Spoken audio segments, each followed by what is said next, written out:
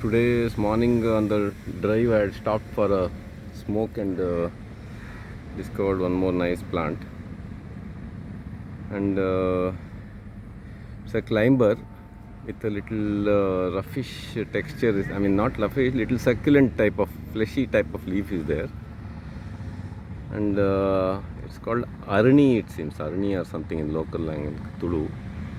And my assistant, who's a local chap, he told me the flowers are edible, and he ate also one flower to demonstrate. He said it's sweetish.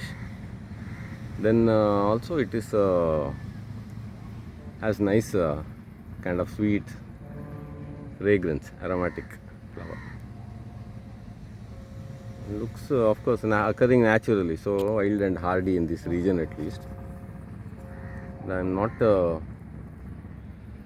I don't have the botanical name and all. Once I find out, I will add that on the title. So that's a new, pretty little new flowering climber.